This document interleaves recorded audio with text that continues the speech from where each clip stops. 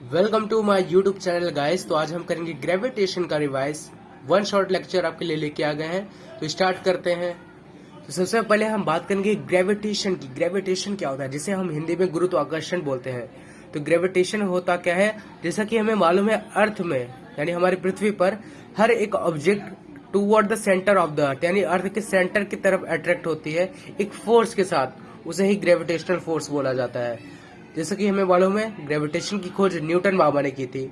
उसके बाद हम बात करेंगे यूनिवर्सल लॉ ऑफ ग्रेविटेशन, यानी हमारे ब्रह्मांड में यूनिवर्सल ग्रेविटेशन लोग क्या बोलता है। डेफिनेशन इसका अगर हम देखें, सिंपल सा, every object in the universe every other object with a definite force which is directly proportional to the product of masses of two objects inversely proportional to the square of the distance between them। यानी हमारे ब्रह्मांड में हर एक object दूसरे object की तरफ attract होता है एक फोर्स के साथ, एक वेट के साथ, सॉरी मासेस से में दिया है मैसेस, मतलब जब वो डेफिनेट फोर्स ऐड करेगा तब वो डायरेक्टली प्रोपोर्शन करेगा। इसे आप जरूर, ये 2 पॉइंट जरूर याद रखिए। और जब वो मास को साथ में लेगा, मतलब दोनों ऑब्जेक्ट का, तो वो इनवर्सली प्रोपोर्शन करेगा, दोनों का स्क्वायर और उसके बीच में। ये आप जरूर याद कीजिए। आपको समझने के लिए हमने एग्जांपल भी लिया है। एक ऑब्जेक्ट दूसरा ऑब्जेक्ट अट्रैक्ट करते हैं एक फोर्स के साथ, जिसे हम अकॉर्डिंग टू द डेफिनेशन के अनुसार माना जाए तो एफ इजिकल, एफ क्या है, फोर्स है, एफ इनफाइनाइट m1 m2। इसकी हम बात करेंगे आगे। इसका equation is very important for 4 marks के लिए आता है। F infinite upon R square, F infinite m1 m2 upon R square. वही बात की जाए जी की वैल्यू की, जी क्या होता है, यूनिवर्सल ग्रेविटेशनल कांस्टेंट। जी की वैल्यू कितनी होती है, 6.67 इंटू 10⁻⁻11 nm पर kg स्क्वायर। m1 क्या होता है, mass of the first object, m2 क्या होता है, mass of the second object, और r क्या होता है, डिस्टेंस बिटवीन टू ऑब्जेक्ट, यानी दोनों ऑब्जेक्ट का डिस्टेंस, उसे r बोला जाता है। ग्रेविटेशनल का फॉर्मूला होता है F is equal to G m1 m2 upon r square. वही बात की जाए अर्थ ग्रेविटेशनल फोर्स की, तो हमें जैसे हमारे अर्थ में कोई भी ऑब्जेक्ट उसे पुश करते हैं, पुल करते हैं एक फोर्स के साथ, उसे ग्रेविटेशनल फोर्स बोला जाता है। एक क्वेश्चंस आते हैं ऐसे, आप बना के भी लिख सकते हैं अगर आप इसे समझ गए तो। ग्रेविटेशनल फॉर्मूला आप लिख दीजिए, F is equal to G m1 m2 upon r square. ऐसा यूनिट जो होती है ग्रेविटेशनल फोर्स की, न्यूटन होती है, और CGS होती है, वो है डाइन, जिसे हम D से डिनोट करते हैं। What is universal gravitational constant, मतलब यूनिवर्सल ग्रेविटेशनल कांस्टेंट क्या है, इसे समझते हैं।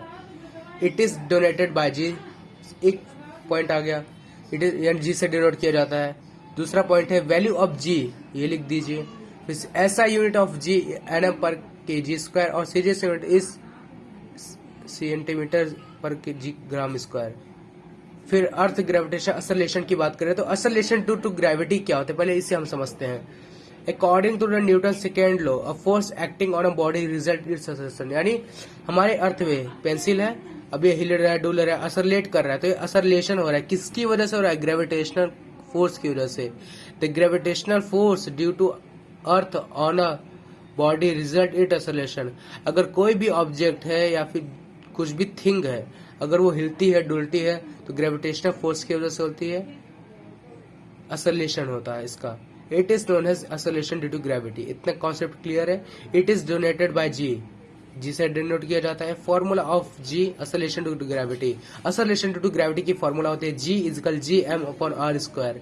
सेम वही फंडा है, सिर्फ इसमें असलेशन ड्यू टू ग्रेविटी यानी अर्थ की तरफ अट्रैक्ट हो रहा है। फिर ऐसा यूनिट ऑफ जी होते हैं M S per S second square, और सीजीएस यूनिट होती है C M per second square. Acceleration to gravity is a vector quantity, vector quantity इतना आप याद रखिए। फिलिंग द ब्लैंक्स में आ सकता है acceleration due to gravity is dash quantity, तो आपको ऑप्शन रहेगा तो आप वेक्टर क्वांटिटी लिख सकते हैं। वहीं अगर value of G on the surface of the earth की बात की जाए, जब ऑब्जेक्ट अर्थ के सरफेस रहेगा वो ग्रेविटेशन और वेट, ऑब्जेक्ट के वेट के बराबर रहेगा, इसे ही बोलते हैं value of G on the surface of the earth. अगर इसका डेफिनेशन आएगा तो आप आसानी से लिख सकते हैं, सिर्फ आपका कॉन्सेप्ट क्लियर रहना चाहिए। अगर आप कुछ पढ़ के नहीं जाते, सिर्फ फर्स्ट चैप्टर का इतना ही आप वीडियो देख लेते हैं हमारा, तो आसानी तरीके से आपका कॉन्सेप्ट क्लियर हो जाएगा। तो देखते हैं, when object on the surface of the earth gravitational force, जैसा हमने बताया, अर्थ के सरफेस पे जो ग्रेविटेशनल फोर्स रहेगा और वेट ऑफ द ऑब्जेक्ट रहेगा इक्वल रहेगा।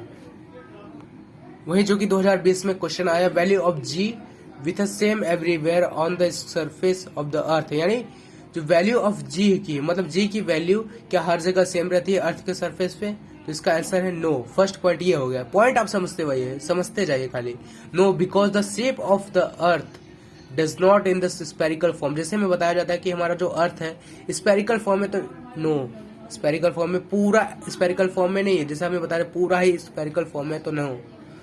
सेकेंड पॉइंट लिखेंगे the distance from the centre of the earth to the surface of the earth are different.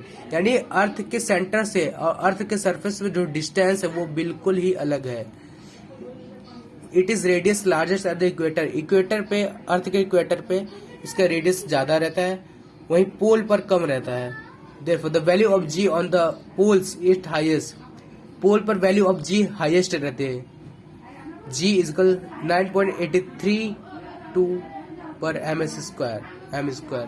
Value of G on the surface is smallest, 9.8 ms square. Therefore the value of G does not same everywhere. Value of G मैंने G की value हर जगह same नहीं रहती। Where on the surface of the earth. वहीं अगर मास और wait की बात की जाए तो मास is the amount of matter present in the object. Object में मास प्रेजेंट रहता है एक मैटर के फॉर्म में। It is generated has mass, it is known as mass. ऐसा unit of mass is KG. Mass को केजी में नापते हैं। Mass is a scalar quantity. ये एमसीक्यूज फिलिंग द ब्लैंक्स पूछ सकता है। Mass is a dash quantity, तो आप लिख सकते हैं mass is a scalar quantity, no problem. It is measure the inertia of object. Object के ऊपर इनर्शिया रहती है। फिर मास is the same everywhere. Mass कभी भी चेंज नहीं होता, इतना याद रखिए। चाहे आप अर्थ पे रहिए या फिर किसी भी प्लेनेट पे रहिए। अगर आप यूनिवर्स में भी रहते हैं ना तो आपका मास सेम रहता है, सिर्फ वेट डिफरेंट रहता है। वही सेम वेट में होता है। देखिए वेट में क्या लिखा है, it is defined as the force with which earth, मतलब अर्थ पे आपका वेट अलग रहेगा, यूनिवर्स में अलग रहेगा, अनदर प्लैनेट पे अलग रहेगा। इससे ही मास बोलते हैं। ऐसा यूनिट ऑफ वेट होती है न्यूटन और केजी एमएस। वहीं अगर फ्री फॉल की बात की जाए तो फ्री फॉल एक डायरेक्टली ही होता है, बिना किसी फोर्स के, उसे ही फ्री फॉल बोलते हैं। जैसे ऑप्शन, मतलब हमारा डेफिनेशन दिया हुआ है, whenever an object mass है under the influence of the force gravity. यानी कोई भी अगर ऑब्जेक्ट है उसका मास है वो डायरेक्टली हो रहा है तो उसे फ्री फॉल बोलते हैं। आई होप आपको समझा होगा। तो वीडियो अच्छा लगे तो लाइक करें, कमेंट करें, सब्सक्राइब करें और शेयर करें। Thank you for watching a video.